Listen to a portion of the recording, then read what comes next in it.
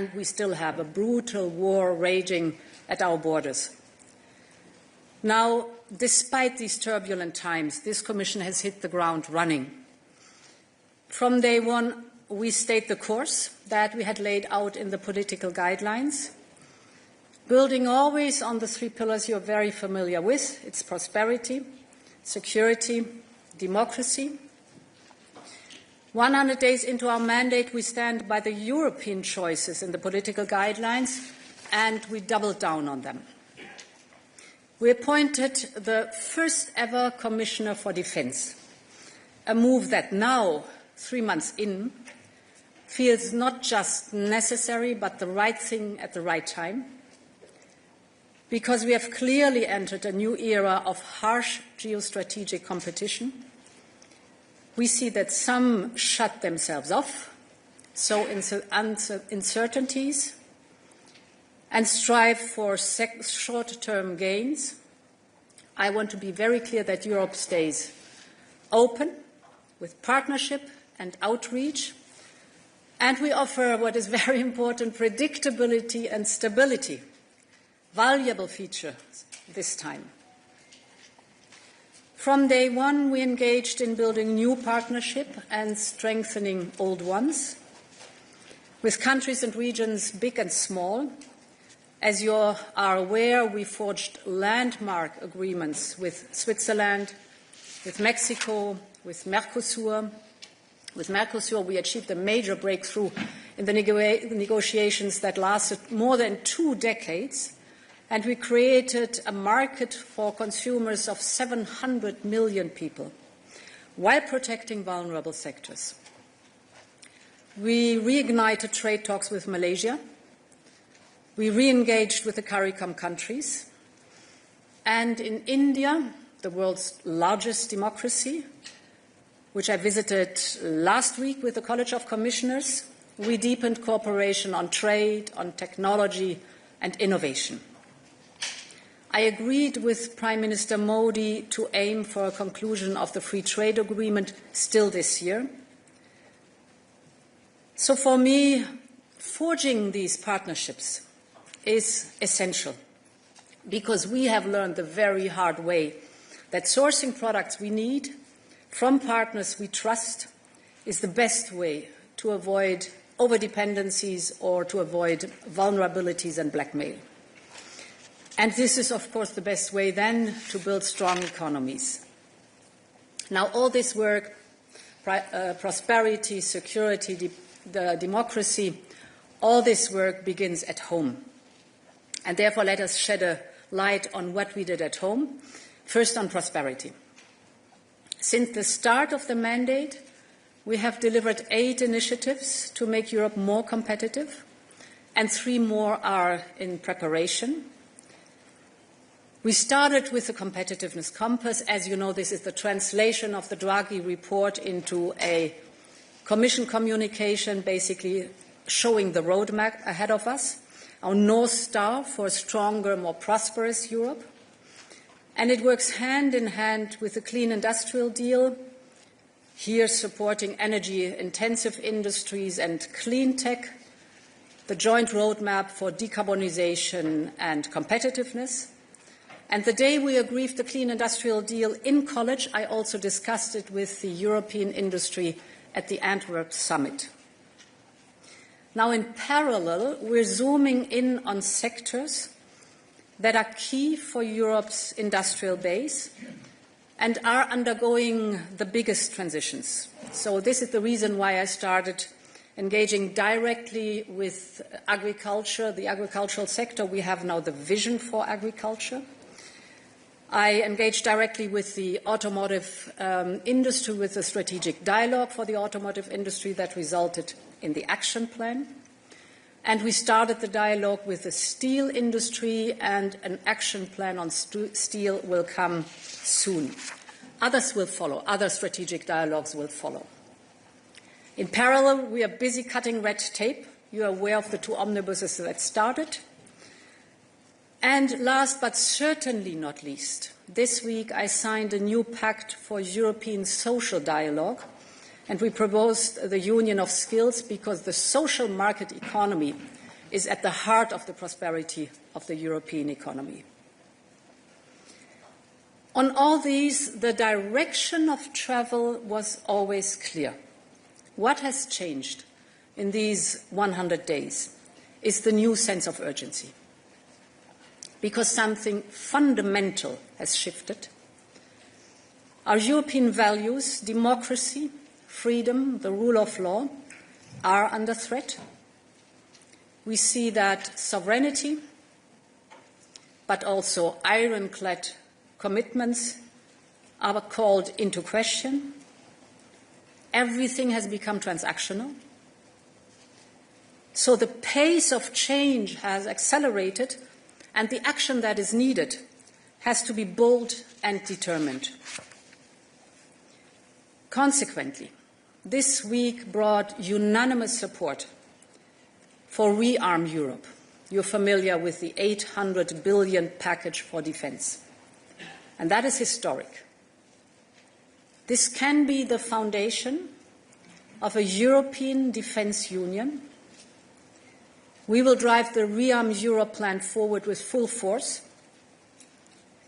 The idea behind it is we must unleash the full potential in the face of concrete threats. And if we can team up with other like-minded countries, such as the UK or Norway or Canada, the potential is even greater. And it's important to state that economic strength and Europe's plan to rearm are two sides of the same coin. Europe's economic and innovative potential is an asset for its security, but vice versa, you see that Europe's defence efforts can give a massive boost to a more competitive single market in the midterm and in the long term. The upcoming huge investments in Europe's next generation of military equipment and security infrastructure can trigger a powerful tailwind for important industries. Just think of the fast-tracking of digitalization and modernization of the transport networks, or think of the AI applications, quantum computing, secure communication. Think of key technologies like satellite networks, autonomous vehicles, robotics. All of this is on one hand important for Europe's defence, but it is equally important for Europe's competitiveness. SMEs across our union, if you look at those who are in the defence supply chain, 2,500, will be at the heart of this transformation. Now, to be successful, we also need to speed up and involve more private investors. We will launch new omnibus packages to further simplify rules and cut red tape, including in the defence sector. And still this month, we will unveil the European Savings and Investment Union, because only an effective, a deep and liquid capital market can turn the savings into the much, much needed investments. So progress here is no longer a nice to have. It's absolutely a must. In today's world, maintaining Europe as an economic powerhouse is also a matter of collective security. Extraordinary times call for extraordinary measures, and this is also true for my Commission. To deal with the challenging way ahead, we need to switch into a preparedness mindset. And this is why in the next weeks I will convene the first ever Security College.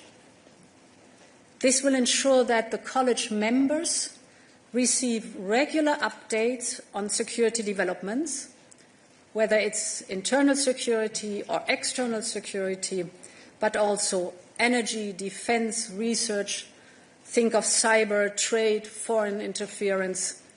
Only if we have a very clear and in-depth understanding of the threats, also the threats we call hybrid threats, can we effectively contribute to collective security. Now, everything we have done in these first 100 days has been focused on our biggest challenges. And we will keep up the work. On Tuesday, that is day 100 of this college, we will adopt an ambitious legal proposal on returns. Returns is a key element of the Pact of Migration and Asylum. We will propose common rules for return with the new European return order and mutual recognition of return decisions by member states.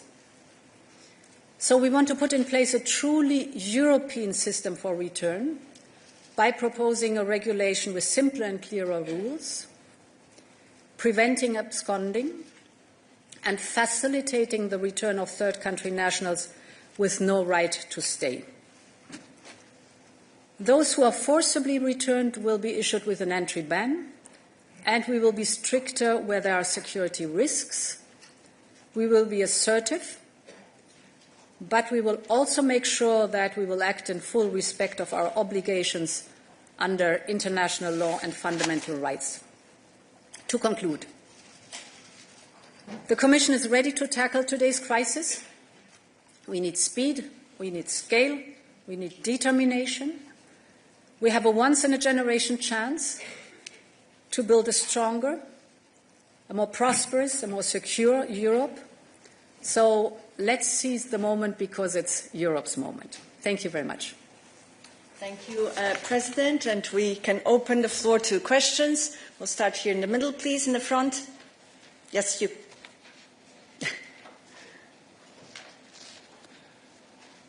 Thanks a lot. Thomas Butschka with Frankfurt Allgemeine Zeitung. Madam President, my question is on defense, specifically on the white paper, which is due in about 10 days now. So in a general sense, what do we expect of this paper now that the Commission has already launched a number of initiatives for the previous UCO? And with two specific points, please. The one is the last European Council has called upon the Commission to propose additional financing resources. And there's clearly a wish of many member states that this includes Eurobonds. So could you please update us on what your thinking is about this, given the changing circumstances? And the second issue is nuclear. I think the Commission has been tasked to explore the full range of options for European security in the white paper. So would this also, or could this also include the nuclear dimension? And do you see any role, a potential role, for the Commission in advancing this dialogue that French President Macron has launched? Thank you.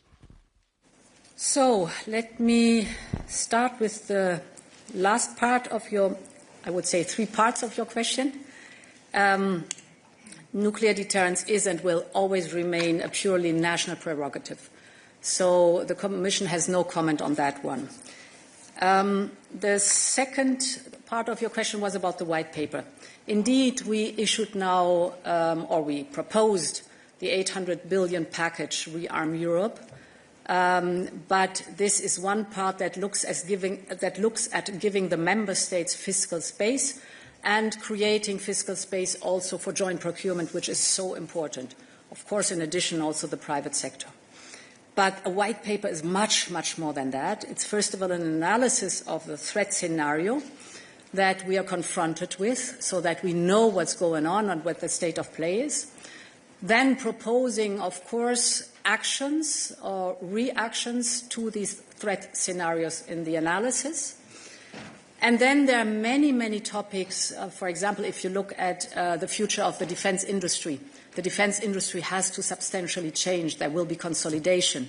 There will be much more speed and scaling up, has to be much more speed and scaling up in the defense industry.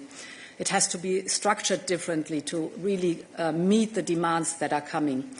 Also, the important role of being complementary with NATO. I keep emphasizing, and I think it's very important, that we will not reinvent the wheel, but we will build on the very successful coordination with NATO when it comes to standards and norms, or when it comes to the analysis of where do we have the gaps. So there's a wide range of topics that have to be discussed, and this will be part of the white paper. Now, financing options. So whatever the financing options are, we will have to raise money. So also the new instrument that we are creating, the 150 billion, you have to raise money for that. The Commission is borrowing against the headroom and then on-lending the loans to the member states. The same is with the triggering of the national escape clause. Of course, the member states have to go to the capital markets and raise money for these defense expenditures. So however you then shape in the very end the handout of financial means, we will have to raise money on the capital markets. And of course, then is most important that this push in the defense industry, which I described in a few sentences in the introduction, will have, if we do it right, an enormous effect on our industry, because this is really going to the frontier of innovation and development and speeding up with scale the production that is so necessary for our defense posture. And we move on. Yes, Dan, please.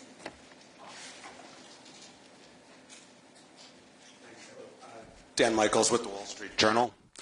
About the omnibus and simplification and cutting red tape, the initial reaction of the business community was essentially nice start, but you've got a lot more work to do. I guess to use your words, you need to be bolder and more determined.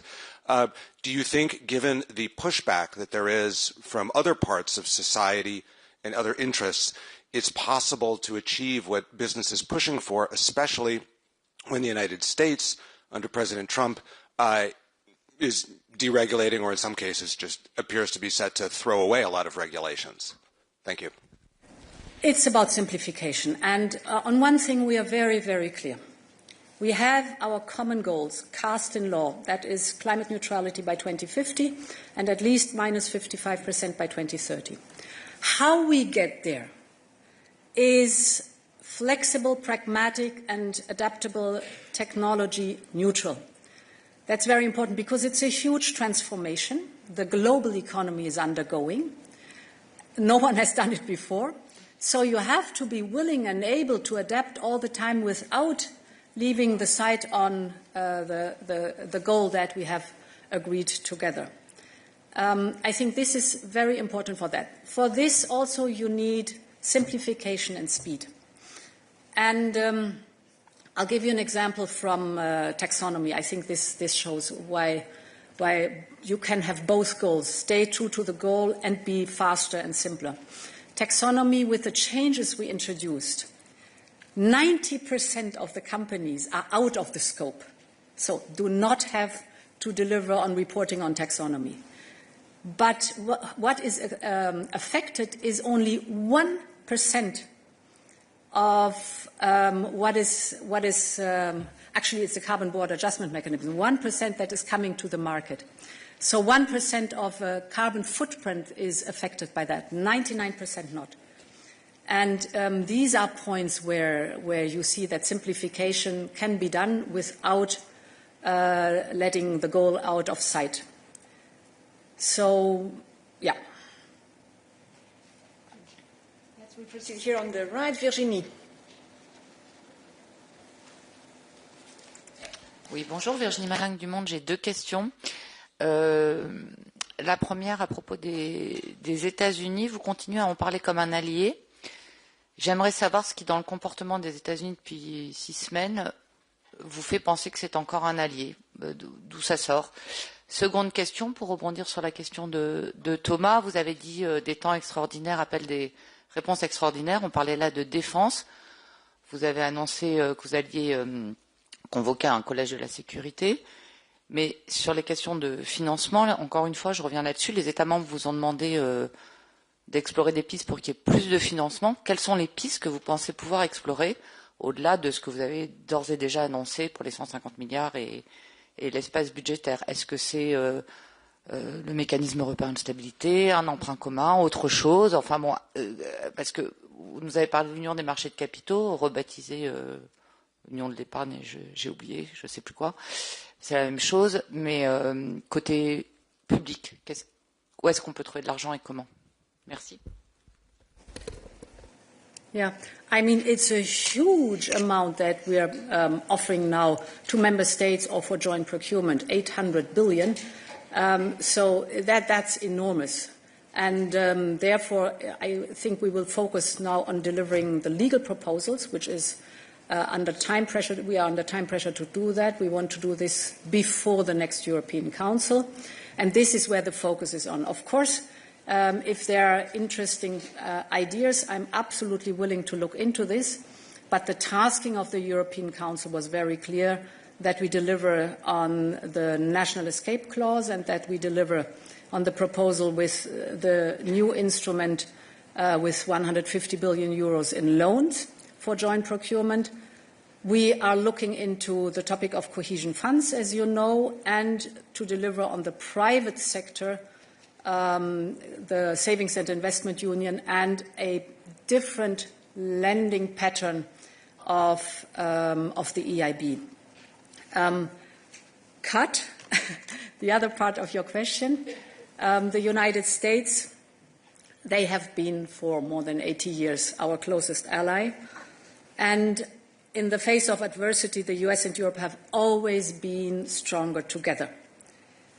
And yes, there are differences, but we might have different views on some topics, but if you look at the common interests that we have, they always outweigh our differences. So I think it's important that we work together. We will have our differences. We have to sort them out, but we will have to find common avenues. Oui, Virginie, vas-y. Oui, ma question sur les États-Unis, c'était pas une question de savoir si on avait intérêt à être alliés, parce que ça, vous l'avez déjà dit. C'était vraiment, depuis le 20 janvier, qu'est-ce qui vous fait croire dans le comportement de l'administration Trump que ce sont encore vos alliés, nos alliés? Voilà. Est-ce qu'il y a des éléments, des choses qui ont été faites, des choses qui ont été dites, qui vous font encore croire possible que les États-Unis soient les alliés de l'Union européenne, des Européens? Okay, got your question. Of course, the United States are allies. This does not mean that the pattern that we had the last, at least 25 to 30 years, if not longer, that the pattern is still the right one, that the bulk of the defense responsibility lies with the United States and not with all the other allies. We have to do our homework. We have to fulfill our responsibilities. We have to take them on our shoulders. And therefore, the first step with the rearm package is so important, to make very sure that we need really to step up our own defense. Being allies does not mean that there is an imbalance in the responsibility or the burden that has been shared.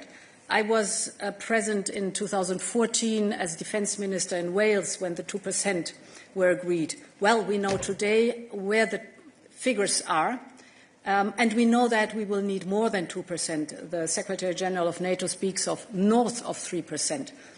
And this is a call that goes to all of us in the alliance, or all those in the alliance. So the European Union really has to step up. The member states in the European Union have to step up. Some have already, have done their homework without any question, but others have not. And then when we're doing this, we should do it in a smart way. Therefore, this double approach, on one hand, as every member state is different, they need the national fiscal space to do what is necessary in their national posture.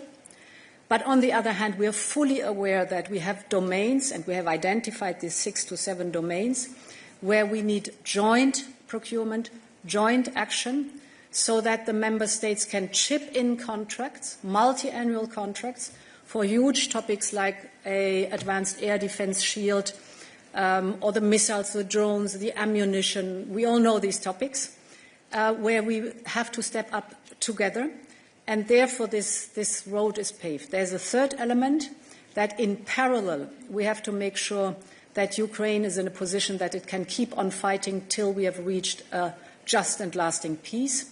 And with the new instrument, the member states can chip in initiatives, for example, like the Danish initiative or the Czech initiative, but they can also procure military capability that then are given to Ukraine, for example. So my plaidoyer is, we are allies, but this means that all allies have to take their responsibilities. Carl, please. Carl de Beyer here. Yes, for the French daily Les Echos. I would like to know the consequences of the new, the latest events on your thinking about the next budget, because we expect a proposal in July already. So do you think we must totally rethink the budget as it is today? And do you sense, given the urgency that we witness now, do you sense a willingness from the member states to go far beyond the 1% of GDP that we have now? Well, I think it's a bit premature to talk about the size of the budget, but of course we have to rethink the budget, because this budget has been forged or shaped 5 to 7 years ago, and the world was a completely different one. So with the eyes of today, we will have a proposal that will come mid-summer, so also time to mature for this proposal, and then we will discuss with member states. What I see is that member states fully understand the urgency that we have to step up in competitiveness, in security, and in protecting our democracy. This is absolutely clear, but this is, of course, no blank check to put in whatever we think should be in, but it's still a matter, of course, of negotiation. So without any question, it will be different, the budget, but we have still a lot of time to negotiate that. Susanna, please.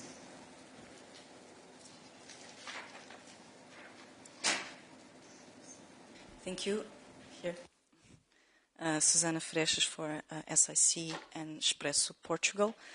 A kind of follow-up question, because on Thursday, President Costa said that there should be no taboos, and he was mentioning common borrowing for grants. Clearly, after 2 questions, you avoid the word grants or common borrowing for grants. So my question is very direct. Do you think that there is no need for common borrowing for grants? So this is my first question. And if I may, a follow-up question also regarding the relation with the US. Do you think that at some point during your mandate you will have to de-risk the relation with the US as you have done with China? So for the second question, a clear no. It's a completely different relationship we have with the United States than we have with China. Therefore, a clear answer. And for the first, what the first question is concerned, where I put my emphasis on right now is, 3 days after we proposed the package to the European Council, that my task now is, in the next 2 weeks, to deliver a concrete legal proposal.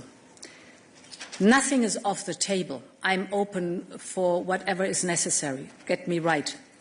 But to start a debate 3 days after we've done a proposal that was unanimously supported, with a lot of positive replies from everywhere, to come with new thoughts, I think is too early. As I said, nothing is off the table. I'm willing to explore whatever member states, and they've asked for other things too. We can discuss then other scenarios in the next European Council. This is the decision of member states and, of course, the president of the European Council. But my task now, 3 days after such a big step forward, it's unprecedented that in defense we are supposed to provide this enormous possibility to the European Union. I focus now on the legal proposal, which will be tricky enough. Please. Much Anselm Stern, Second German Television. Germany is going into debt. The EU is lifting the European debt brake. How much is the European Stability Act in danger? Yeah. So this is a very clear, fine line that we have to walk precisely, indeed. And therefore, the national escape clause is being triggered in a very controlled manner, proportionate and time-limited, and with a strong focus on looking at the individual situation of member states. That's very important. Therefore, we chose the national escape clause. If I may say, in COVID, it was the general escape clause, and it was open to everything and for everybody. Here, it's very targeted and very controlled. It gives fiscal space on defence for a period of 4 years. This fiscal space is potentially generous, yes. Member states can rise to 1.5%, increasing on GDP. That is an enormous sum that is there potentially.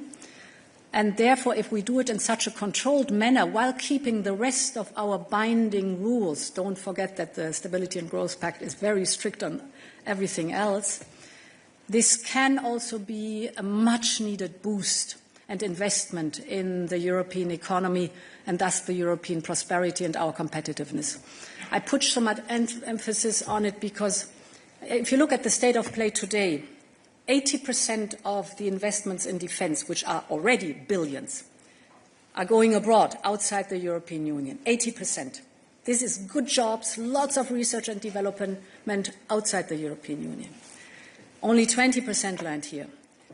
We shape this new instrument also for joint procurement in Europe because, of course, this has knock-on effects that are extremely valuable for our economy, for dual use. So we know it's not only military purposes. The classical example everybody knows is in military research, the World Wide Web and GPS have been developed and a lot other things. Look at the usage of drones today. In the civil sector. It's vast. It started in the military sector. So we have a huge potential in research and development with spillover effects in the civil economy, plus vice versa. We also know that the civil economy is contributing a lot with innovation and research to the military development. And therefore, if done carefully, controlled, properly, it can be a huge opportunity. Angela, please.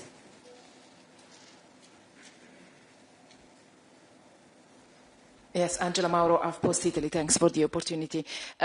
You've just said joint procurement for expenses in Europe. And my question is, as there is a big discussion, there is a discussion on the Buy European clause between France and Germany. What do you think of this? And if I can, another question on the name, Rearm Europe. Some say it's unpopular, like the Italian Prime Minister thinks it's unpopular. I think you don't repent the choice. Can you explain us why? Thanks. So the name describes what is happening. I mean, if you look at the history of the development of defense investments and expenditure, I think we were around about 4%. At the end of the Cold War. Then, rightly so, there was a reduction of defense investments. It was the time of the end of history, Fukuyama. So all these affect the peace dividend, yes. But then it went further than only a peace dividend and went into, because of tight budgets and financial crises and so on, into decreasing in underinvestment. At least 1 or 2 decades of underinvestment. And therefore, it is necessary to establish the posture again that is so important. The new instrument of 150 billion euros for joint procurement, we will call it SAFE, Security Action for Europe. So that's a core element. And yes, there was a first part in your question, and I forgot it, I must admit. By European. Sorry, I started with the second part. It's never good to ask me two questions. I always forget the second one. So I think I just explained why I think over time it can't be that 80% of our investment, think of these 800 billion. If 80% go abroad, this is very good for other regions, but not good for the European Union. I'm aware of the fact that this is a gradual increase of buy European, and that we have to think about what includes Europe. For example, we have strong ties to our British friends, or I remember very good connections to Norway, excellent in submarines, for example. So we have to think smartly how we do this, but that in general it has to deliver also on research development and good jobs. Here in Europe is for me very important. Why do I say gradually? Because the reason that at the moment being we're buying 80% outside of the European Union is that we needed, and we need urgently, the capability, and they were not here. So we also have to rethink the functioning of the European defence industrial base. There needs to be consolidation. There will need, on our side, we need reforms of the procurement directive, for example, that you can chip in existing contracts already, and many things like that that are hindering today defence companies to work seamlessly together and thus scale up and speed up the process. Perhaps a last comment on that one for me is exemplary, the unbelievable speed and quality in Ukraine of the defence industry. There was almost nothing when the war started.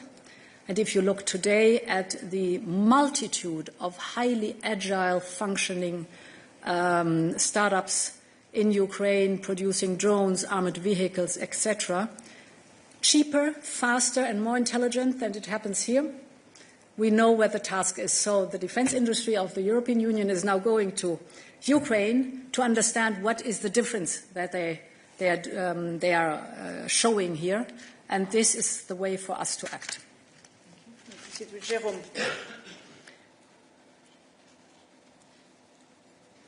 Jérôme Cartier de l'agence France Presse. Vous marquez les 100 premiers jours de votre second mandat. Donald Trump va bientôt marquer les 50 premiers jours de son second mandat aussi. Et depuis son retour, il a multiplié les attaques contre l'Europe, soit directement, soit par la voix de son vice-président. Vous avez évoqué aussi la nécessité d'un dialogue avec Washington, et on a le sentiment très net que la Maison-Blanche n'est pas pressée de rencontrer l'Union européenne. Est-ce que vous croyez aux vertus d'un face-à-face avec Donald Trump, et est-ce que vous travaillez en ce sens? Est-ce que vous souhaitez le rencontrer, en d'autres termes?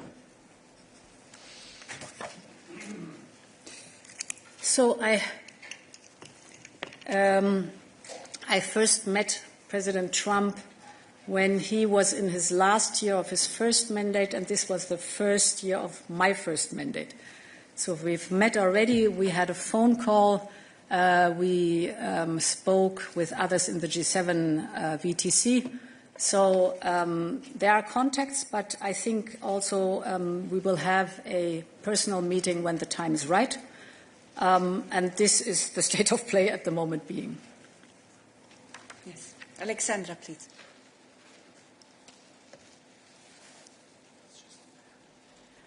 Thank you so much, Paula. Madam President, a follow-up on the defence.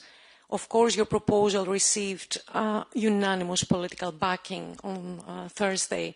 However, there is some discomfort in some member states about the possibility of these initiatives to open, you've mentioned yourself, to like-minded EU partners.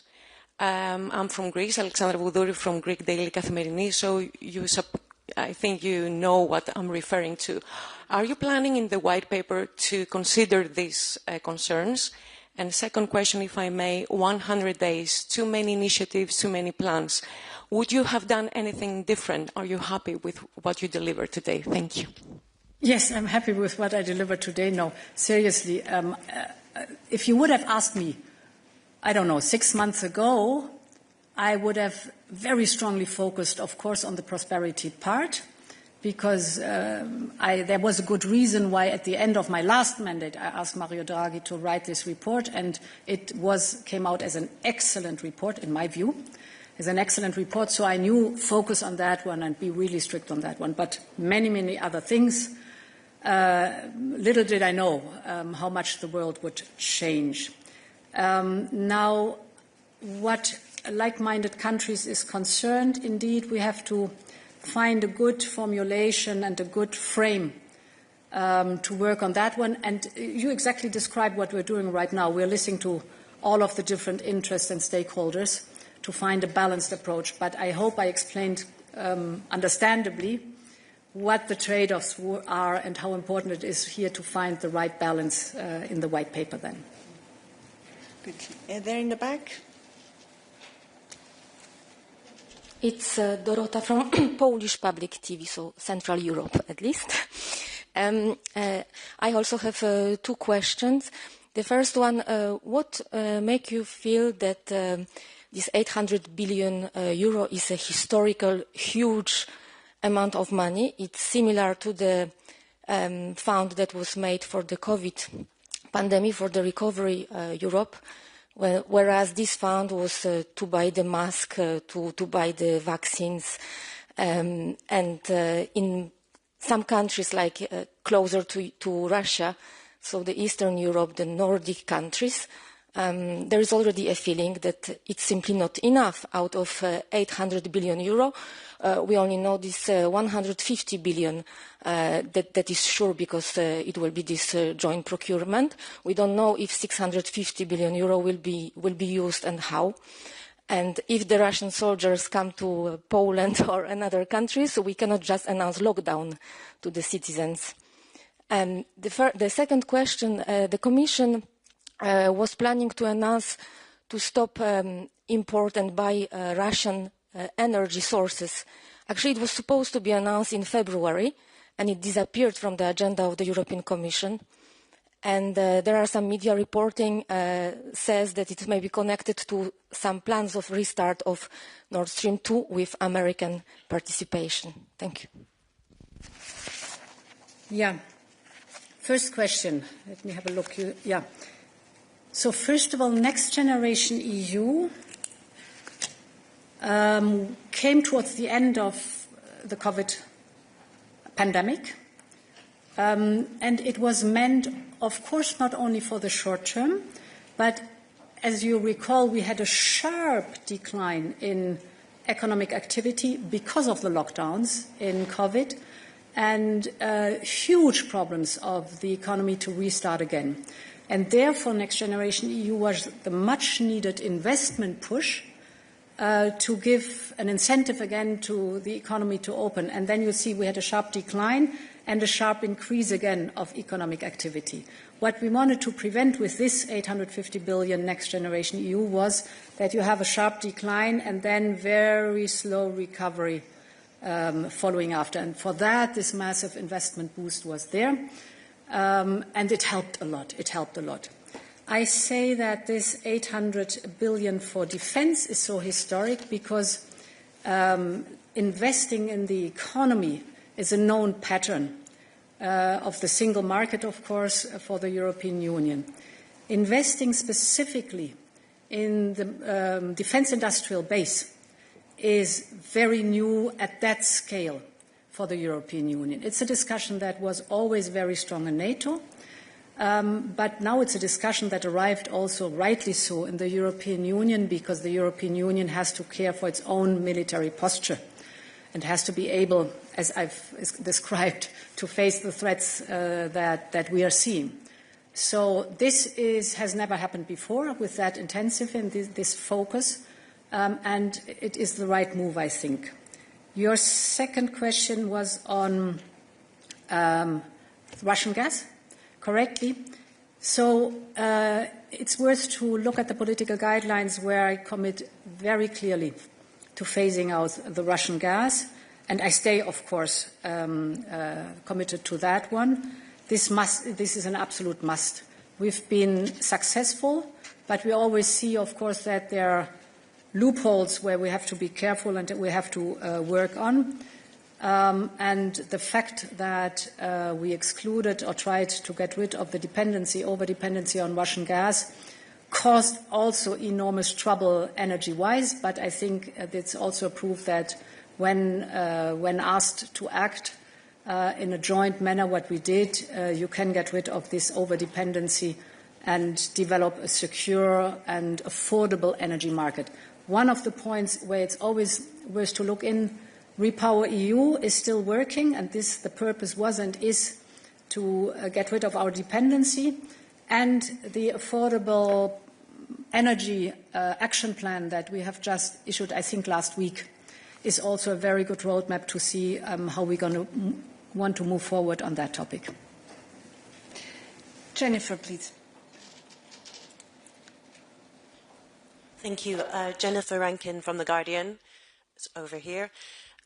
First of all, a follow-up. What would Norway and the UK have to do to be included in any Buy-European provisions? Would they, for example, have to agree to stop buying US-made defence equipment?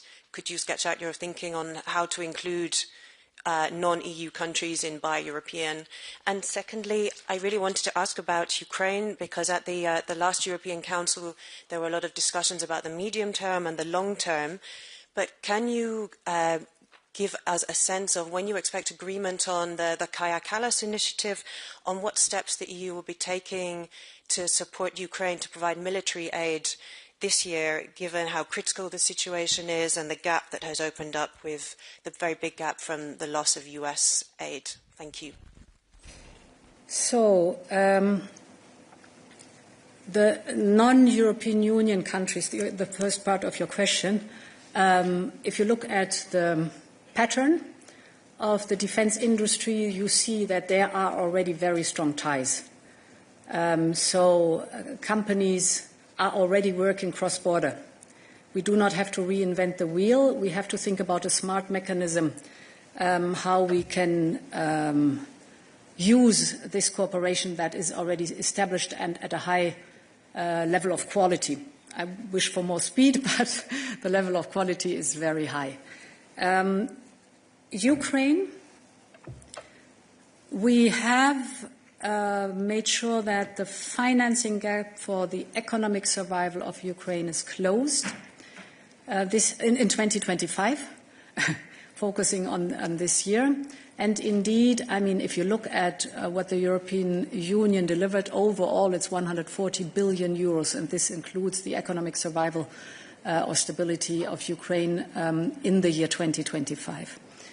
If you look at the military supply, 52 billion euros have been worth military equipment have been supplied to Ukraine, actually on par with the United States. Here we will have to step up without any question.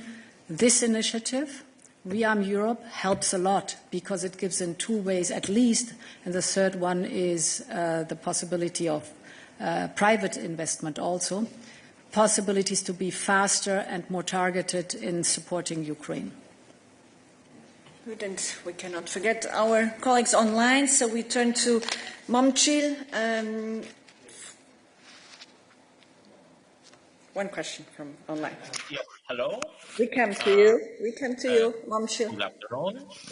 President, I have two questions. First question, President, last year during a pre-election debate, you said that parties like Revival in Bulgaria and others in other European countries want to trample our values and destroy our Europe. But we at the EPP... Momchil, I'm sorry, we cannot see you, Momchil, and you know the rules, right? Okay. We need to be able to see you. Do you see me now? No.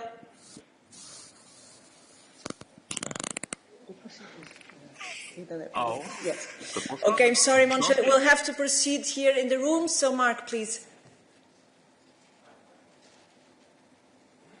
For once, I'm happy IT doesn't work always so well. Sorry, Mark Papercorn. I have one question only for you. It's about this security college. When is this security college going to start? How many commissioners and who will be part of it? How often will they meet? And what is their task? Are they preparing conclusions? Because then you get a kind of a division between A and B commissioners, and you know how sensitive this is. Thanks. So I think the Security College will include all the commissioners, because you've just given one very good explanation for it. But the second is, if I may say so, that almost every topic could be involved.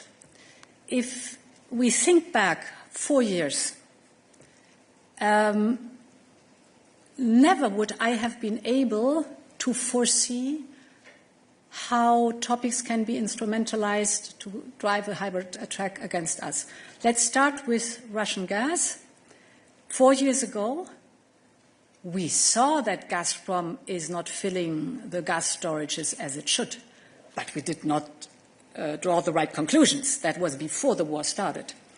So we saw it, we were worried, but little did we know, or no idea did we have, that this is the beginning of a hybrid attack on European energy security in order to force us not to support Ukraine.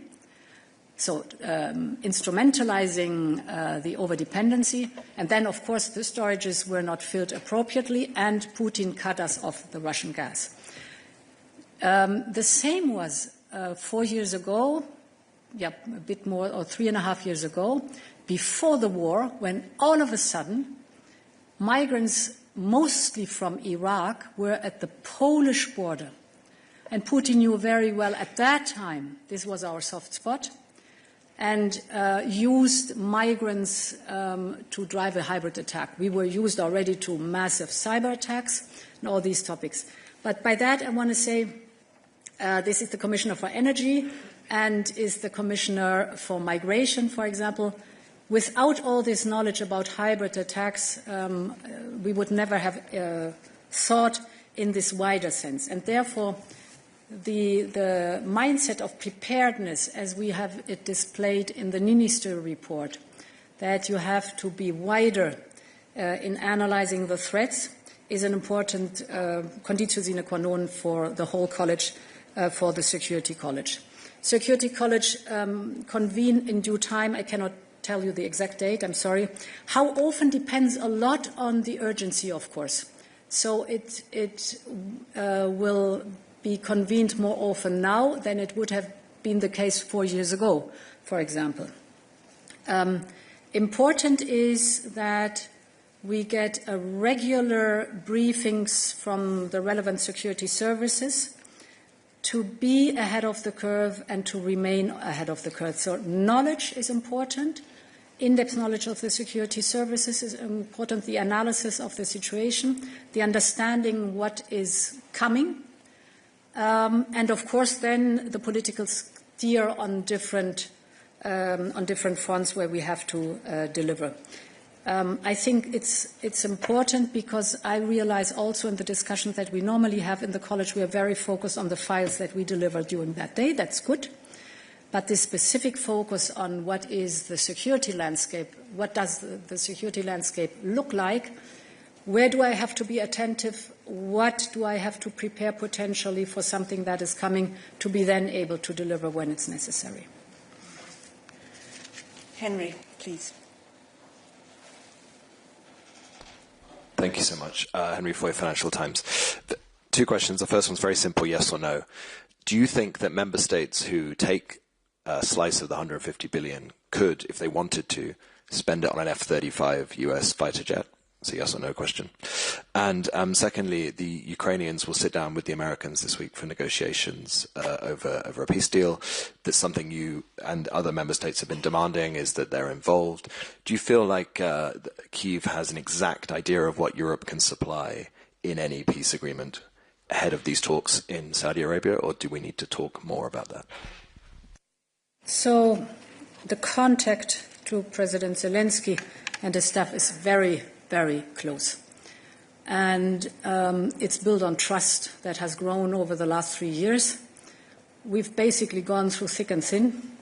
So we know that we are reliable for each other in crises or extraordinary situations, and that we can most of the time find solutions. Not always, but most of the times we find solutions while working very, very closely together.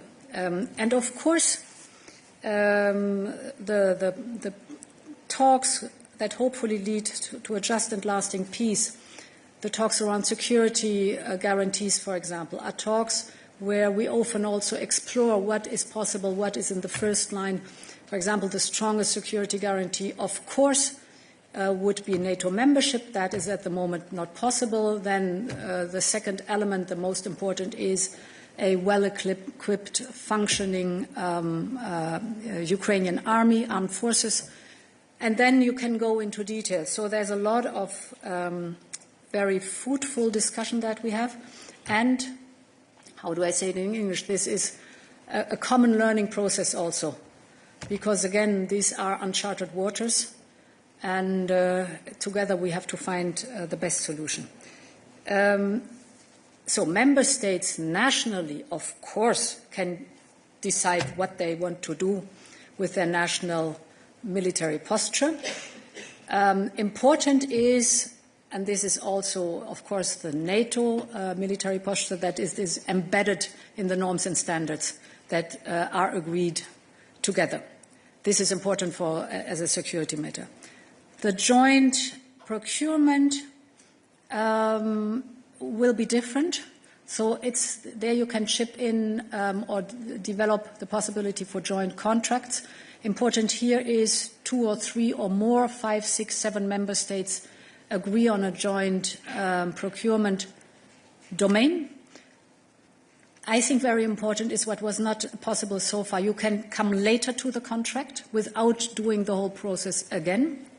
And these contracts can be multi-annual, for example, to give you an example for the features that we are discussing and putting on paper right now. Multi-annual also was not possible right now, a constant complaint of the defense industry. And of course, there are more possibilities for the defense industry really to deliver fast and effective. Good. David, please. Thank you very much. David Carretta, Radio Radicale, Italian Radio. You've said several times that the US are still ally.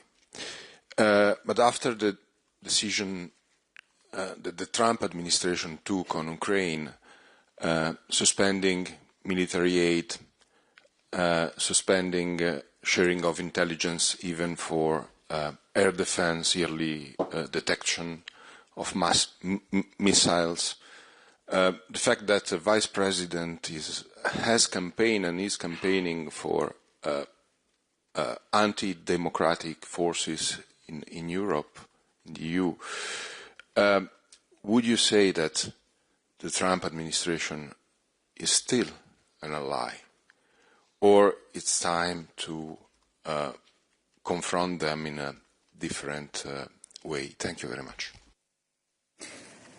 So my position is clear. The United States are an ally in the transatlantic alliance. We have our discussion points without any question.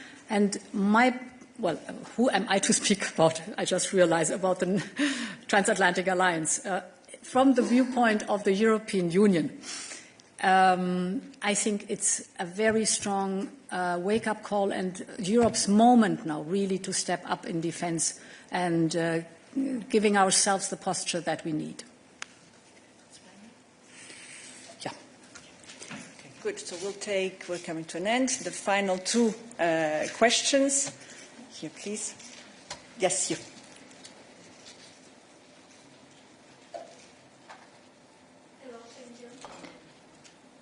My name is Yulia Sarivan. I'm from Republic of Moldova, representing Journal TV. So, just before the special summit, President Macron said that Russia's next target is definitely Moldova and Romania, especially in terms of disinformation and cyber attacks. So, in the meantime, the European Union is strengthening its defense through Rearm Europe. What does this plan mean for non-EU countries as Moldova is, and can we expect even more support from the European Union? Thank you. So Moldova, for sure, as a candidate country, can expect a lot of support from the European Union, and I think we are on a very good path. With the growth plan, for example, we're working intensively on giving Moldova more access to the European single market in certain sectors. This comes with investment in Moldova's economy. So Moldova can expect that we stand by Moldova firmly and determined, and of course with the full support that we have given so far, and this will always also be the case in the future. Good.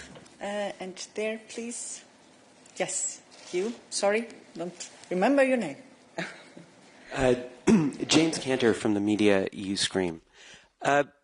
President, it's a bit of a follow-up on Dorota's question. Europe still buys tens of billions in Russian hydrocarbons. And of course, we know those hydrocarbons, those revenues fuel the Russian war machine. At the same time, and this is a little bit the 100 days question, you have presided over quite a dramatic rollback of the Green Deal. How, and the Green Deal is, of course, supposed to hasten a whole of society move away from carbon and fossil fuels. So how do you respond to those who say there's a bit of an incoherence here when it comes to policies on climate, but also on security? Thanks. So the hydrocarbons from Russia. Our dependency on Russia, I try to get off the top of my head all the figures. Dependency on Russian gas was 45% at the beginning of the war. It was reduced by 75%, which is quite a big step. The dependency on coal was 50%, it's zero. And I think oil also was around 50%. Now, the figure I know for sure, it's 3%. So by that you see a huge effort to get rid of our dependency. If I look at the overall situation of Russia, it's a mixed picture. The sanctions are biting and having a very detrimental effect on the Russian economy. You see that they have skyrocketing interest rates and inflation is soaring. But what is still a source of income, not from the European Union, is the oil revenues. So we see that very clearly. A field where improvement globally should happen, or we could have a closer look at it globally. Now, that's a hydrocarbon with Russia. What the European Green Deal is concerned, very clear in the Draghi report, there are 3 elements where he is very clear on. The first is innovation, but the second, and therefore I'm mentioning it, the big pillar with Draghi is decarbonization and competitiveness. And basically my whole program is built on decarbonization and competitiveness because I'm deeply convinced that with innovation and decarbonization you can be very competitive. That's where I'm completely convinced about. If you look at the competitiveness compass, you see it as a red thread. If you look at the clean industrial deal, it looks at clean tech. And clean tech, of course, is not only, but also, for example, the whole renewable element. Not only, there's much more than that. So it's one of the big cornerstones or pillars of this mandate. I'm convinced that the future markets will be clean tech. And, I mean, we've discussed often, for example, why is China investing so massively in electric vehicles? Because they know that the future of mobility will be autonomous, electric and software-driven. Why are the Gulf countries investing so heavily in green hydrogen? They tell me they sit on oil and gas and dominate today the energy sector. They also want to dominate the energy sector of tomorrow. This is why they are investing in green hydrogen, because they know these are going to be the markets of tomorrow. So this is not only a question, it's also a question of fighting climate change, but it's also a question that I'm deeply convinced that the economy will move into the clean direction, and we are leader in many technologies, but we have to stay leaders in many clean technologies, and for that the whole competitiveness compass is composed the way it is composed. Good. And with this we conclude our press conference. Thank you very much for your participation. Thank you to the interpreters, and a big thank you to President von der Leyen for her presence here today. Wish you a good afternoon, and in the meantime the documents, the statement of President von der Leyen is already available for your use. Wish you a nice afternoon. Bye.